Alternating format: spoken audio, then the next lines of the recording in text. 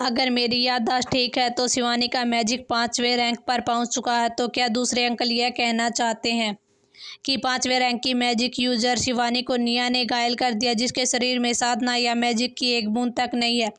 सिद्धार्थ के हमेशा शांत रहने वाले चेहरे पर गुस्से की लकीर खींच आई। उस हल्के से गुस्से ने उस हमेशा ग्रेसफुल और तमीज़दार दिखाने वाले नौजवान को एक बहुत ही खतरनाक और दबदबे वाला लुक दे दिया। निशा के पति ने भी सिद्धार्थ के उस पावरफुल और दम घोटने वाले ऑरा को महसूस किया, और यही वजह थी कि वे अंदर ही अंदर इस सिचुएशन से थोड़ा घबरा गए थे। ये लड़का कितना पावरफुल था कि उसकी मौजूदगी में इतना प्रेशर फील हो रहा था। एक इडियट जिसके पास साधना का और अन्य ही मैजिक था, वो एक 5वें रैंक की मैजिक स्टूडेंट को जख्मी कर देगी। अगर यह खबर बाहर निकल गई तो पक्का अगले 100 सालों तक रंगून साम्राज्य में इससे बड़ा जोक कोई होगा ही नहीं। निशा के पति तो क्या, धीरज जी भी इस बात को कभी भी एक्सेप्ट नहीं कर पाते। अगर यह सच होता तो इसका मतलब ये नहीं निकलता कि उनकी वो बेटी जिसे उन्होंने नाज से पाला था एक कचरा समझी जाने वाली इडियट से भी गई गुजरी है। निशा के पति का चेहरा सफ़ेद पड़ गया, फिर जलन के मारे हरा हुआ और आखिरकार में शर्म और गुस्से से बैंगनी हो गए। आरव, साफ साफ बताओ कि आखिर क्या हुआ था? धीरज जी ने अपनी वॉइस सिकोड़ते हुए सवाल किया। यह पूरा कांड निया के कमरे में हुआ था और लॉजिक तो यही कहता है कि अगर शिवानी और आरव उसके कमरे में आए थे तो मुसीबत में निया का होना चाहिए था, पर यहाँ तो सीन ही उल्टा था। शिवानी अधमरी हालत में बेहोश पड़ी थी। आरव का चेहरा डर के मारे सफ़ेद पड़ चुका था। आरव हमेशा से उन रिजर्व रहने वाले धीरज जी से बहुत ही डरता था। भले ही वे उसके दादाजी थे, पर उनके बीच कोई खास पटरी नहीं बैठती थी। जब दादाजी ने उसका नाम लेकर आवाज़ लगाई तो आरव ने थूक गटका और अनजाने में ही उसकी नज़रें निया पर जा टिकी, जो सिद्धार्थ के पीछे छिपी हुई थी। वो एकदम सेफ थी। वह निया अब वापस अपने पुराने बेवकूफ़ अवतार में दिख रही थी। वो अपनी पिछली वाली शैतानी झलक जो जैसे कहीं गायब भी हो गई थी। इसके बावजूद वो छोटा सा पल उसके दिमाग में पत्थर की लकीर की तरह छप चुका था, और वे समझ नहीं पा रहा था कि अब उसे निया को देखकर नफरत क्यों नहीं हो रही थी, बल्कि उसे एक अजीब सी बेचैनी और हारने वाली फीलिंग आ रही थी। मुंह खोलो और कुछ बोलो। अपने बेटे की पागलों की तरह एकटक देखते पाकर निशा के पति का पारा चढ़ गया। आरव बुरी तरह कांप गया और हड़बड़ाते हुए बोला, मुझे कुछ नहीं पता। दीदी ने मुझे बाहर दरवाजे पर पहरा देने के लिए कहा था, इसलिए मुझे नहीं पता कि कमरे के अंदर क्या हुआ। अगर ये कोई आम मौका होता तो आरव बिना एक सेकंड गवाए निया को फंसा देता।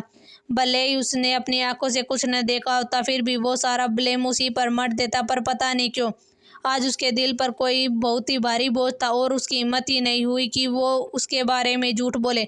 वो दोबारा से उस लड़की के चेहरे पर वही डरावनी मुस्कान नहीं देखना चाहता था। दरवाजे पर पहरा सिद्धार्थ ने आरव की तरफ एक गुस्से भरी नजर डाली, और वो तुरंत किसी डरे हुए चूजे की तरह अपनी गर्दन सिकोड़कर साइड में दुबक गया। धीरज के माथे की सिकन और गहरी हो गई। उन्हें अभी भी रत्ती भर भी अंदाजा नहीं था कि असल में हुआ क्या था। निया की अकल तो 4 साल के बच्चे जैसी थी। उन्हें पता था कि उससे कोई ढंग से बात नहीं उगलवाई जा सकती, और शिवानी अभी भी बेहोश थी। फिलहाल उसे वापस ले जाओ और विवेक से कहो कि इसका चेकअप करे। क्या तुम लोगों को लगता है कि हाल फिलहाल में जो कुछ भी हुआ वो काफ़ी नहीं है? तुम सब अभी भी यहाँ क्यों खड़े हो जाओ और अपना काम करो। धीरज जी का सिर चकराने लगा था। इस वक्त उन्हें अपना सारा फोकस टायू को जगाने पर लगाना चाहिए था, पर किसे पता था कि उन्हें इन बिगड़े हुए बच्चों की फालतू की लड़ाइयों को सुलझाना पड़ेगा। धीरज के ऑर्डर देते ही सबके पास वहां से निकलने के अलावा कोई चारा ही नहीं बचा। निशा के पति अंदर से बहुत ही भड़के हुए थे, पर वे शिवानी और आरव को लेकर वहां से निकल गए। धीरज जी भी कुछ इंस्ट्रक्शन देकर वहां से चले गए। आखिर में कमरे में सिर्फ सिद्धार्थ और निया ही रह गए। डर मत, सिद्धार्थ ने उसके कंधे पर हल्के से हाथ रखा। उसकी नज़र फिर से उस मेज पर पड़ी जहाँ सारे तोहफे जलकर राख हो चुके थे। मैं कल फिर से भिजवा दूंगा निया, चिंता मत कर। निया ने मन ही मन आंखें घुमा ली। उन खिलौना उसे भला क्या चिंता। हाँ, मिठाइयों का थोड़ा अफसोस था, पर वो चमकदार पर बेकार खिलौने जो स्कूल जाने से पहले बच्चों के लिए होते थे, उन्हें उसकी जरा भी परवाह नहीं थी। उस घटना के बाद जब शिवानी उसी के कमरे में जल गई थी तो वे दोनों बिगड़ैल जुड़वा कई दिनों तक उसके पास फटकने की भी हिम्मत नहीं जुटा पाए। सिद्धार्थ भी अधिकतर व्यस्त रहते थे। प्रमुख धीरज जी उन्हें तरह तरह के कामों से भेजते रहते थे। नतीजा यह हुआ कि जालिम ने निया को फिर से कठोर साधना में झोंक दिया। शुरुआत में तिलस्म के जादू और शारीरिक साधना दोनों में प्रगति बहुत ही तेज थी, पर जैसे जैसे छठे स्तर के करीब पहुंचे रफ्तार धीमी पड़ गई। लगातार 4 दिन की कड़ी मेहनत के बाद निया की शारीरिक साधना चौथे दर्जे पर और तिलस्म के जादू 5वें स्तर पर पहुंच चुकी थी। आम लोगों के लिए यह गति अकल्पनीय थी, पर निया के लिए, जो पहले हर एक स्तर पढ़ा चुकी थी, यह बहुत ही धीमी थी। रात ढलते ही उसने आज की साधना समाप्त कर दी और माथे पर पसीना था और सर भारी। दत्त तेरे की मैं आगे नहीं बढ़ पा रही हूँ, उसने झुंझुलाकर कहा। शारीरिक साधना में थोड़ा बहुत सुधार था, मगर 5वें दर्जे तक पहुँचने में अभी भी दूरी थी। तिलस्म का जादू जो जैसे ठहर ही गया था, वह पहले ही अपनी साधना की रफ्तार की आदी हो चुकी थी, मानो रॉकेट की तरह ऊपर जा ही रही हो। अब वह धीमी चाल उसे रास ही नहीं आ रही थी। तभी जालिम की ठंडी आवाज़ सुनाई दी, पहली सील खुलने से तुम्हें सिर्फ वह शरीर मिला है जो शारीरिक साधना और तिलस्म के जादू के योग्य है। जब तक दूसरी सील बंद है, आगे की प्रगति धीमी ही रहेगी और एक सीमा पर आकर रुक जाएगी। यह सील आखिरी क्या है? निया का मन बैठ गया। मैंने तो सोचा था 100 गुना बदला लूँगी, जटायु परिवार की प्रमुख की गद्दी तक पहुँचूंगी। अगर मैं आगे नहीं बढ़ सकी तो पहली मोर खुलते समय जो आनंद लिया था, अब उसकी कीमत भारी लगने लगी थी। जालिम की आवाज़ हमेशा की तरह शांत थी, भावहीन थी। मैं पहले ही बता चुका हूँ, यह तुम्हारी शक्ति को दबाने के लिए है। पहली सील खुलवाना बस शुरुआत थी। अगर सच में शक्तिशाली बनना है तो बाकी मोहरें भी खोलनी होगी। तब न सिर्फ तुम आगे बढ़ पाओगी, बल्कि जो ताकत अब तक दबाई गई है वह फूट पड़ेगी। तो दूसरी वाली कैसे खुलेगी? निया ने तुरंत पूछा। कुछ पल के लिए जालिम चुप रहा, फिर उसने केवल 2 शब्द वो कहे, दानविष्ट। दानविष्ट मंथन ग्रह की परछाइयों में छिपे वे भयानक जीव हैं। वे न तो पूरी तरह इंसान थे, न जादुई पशु, न ही साधुई जानवर। वे एक अलग ही दुष्ट जाति थे जो पशुओं और इंसानों का शिकार करते थे। जितने शक्तिशाली उतनी ही भयानक उसकी ताकत। साधारण दानविष्ट जंगली और हिंसक होते थे। ऊंचे स्तर वाले अपने रूप बदल सकते थे, इंसान का चेहरा ओढ़कर बस्तियों में घुल मिल सकते थे और फिर अपने अगले शिकार की तलाश करते थे। इंसान के अंदरूनी अंग का उनका सबसे प्रिय भोजन थे। जैसे मनुष्य के लिए स्वादिष्ट पकवान। मंथन ग्रह पर अनगिनत लोग उनके हाथों मारे जा चुके थे। एक समय ऐसा भी आया जब उनकी बढ़ती संख्या इंसानों के अस्तित्व को खतरे में डाल दिया। मजबूर होकर कई साम्राज्यों ने हाथ मिलाए और अपनी सेनाएं भेजकर उन दानविष्ट के खिलाफ युद्ध छोड़ा। निया ने गहरी सांस ली। अगर दूसरी सील खोलने की कुंजी दानविष्ट है तो इसका मतलब है कि उसे खुद मौत के मुंह में जाना पड़ेगा। उसकी आंखों में हल्की सी चमक उभरी, डर और उत्साह का अजीब मिश्रण। शायद असली खेल अब शुरू होने वाला था, मगर सवाल यह है कि शिकार कौन होगा और शिकारी कौन। हालांकि उस संयुक्त हमले में इंसानों के रहने वाले इलाकों में से ज़्यादातर दानविष्टों को सवाया कर दिया गया था, फिर भी उनकी संख्या उनसे कई अधिक थी। इंसानों की बस्तियों के बाहर की ज़मीनों पर दानविष्टों ने गैरकानूनी कब्जा कर लिया था और वे इलाके अब वर्जित क्षेत्र के नाम से जाने जाते थे। वह उजाड़ बंजरे जगह थी जहाँ इंसानों का टिक पाना लगभग असंभव था। जहाँ पर निया और उसका परिवार रहते थे वहाँ से ज़्यादातर दानविष्ट हटा दिए गए थे। फिर भी कभी कभार किसी निचले स्तर का दानविष्ट दिख जाता था। उच्चले स्तर वाले दानविष्ट इंसान का रूप धारण कर सकते थे। वे शहर के लोगों के बीच छिपकर रहते थे और हर हमले के बाद ऐसे गायब हो जाते थे जैसे कभी थे ही नहीं। उन्हें ढूंढना बेहद मुश्किल था। वे चालक, धैर्यवान और घातक थे।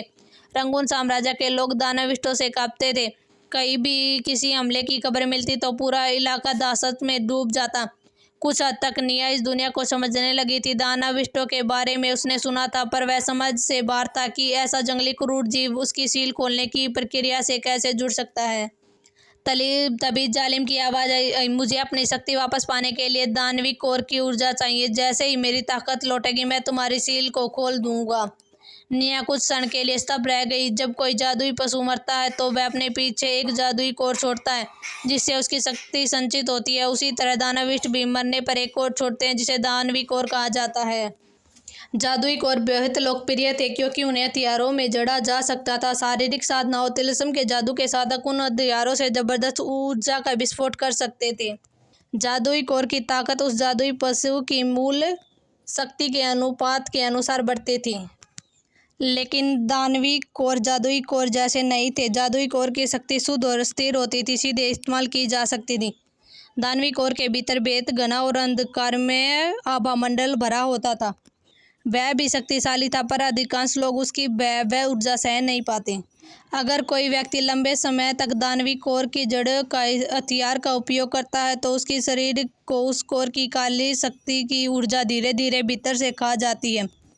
सीधी भाषा में कहे, कम से कम हालत में इंसान अपनी समझ खो सकता है और बुरी स्थिति में मर सकता है। केवल वही साधक जिसकी मानसिक स्थिति असाधारण रूप से प्रबल हो दानवी कोर का उपयोग करने की हिम्मत करता है। वह वह भी अपने स्तर से नीचे वाले दानवी कोर तक ही सीमित रहता। कुछ मिलाकर दानवी कोर किसी मुर्गी की हड्डी जैसे थे, न खाने लायक न फेंकने लायक। निया को उम्मीद नहीं थी कि वही बेकार समझी जाने वाली चीज जालिम की शक्ति को वापसी की कुंजी होगी। उसने मन ही मन इसे किसी चीज अजीब पसंद मानकर टाल दिया।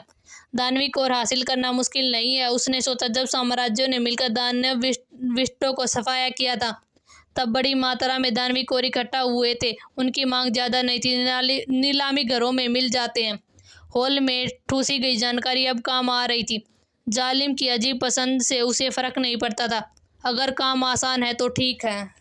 पर उसी क्षण उसे एक सच्चाई ने झटका दिया। उसके सामने सिर्फ एक समस्या थी, उसके पास पैसा नहीं था।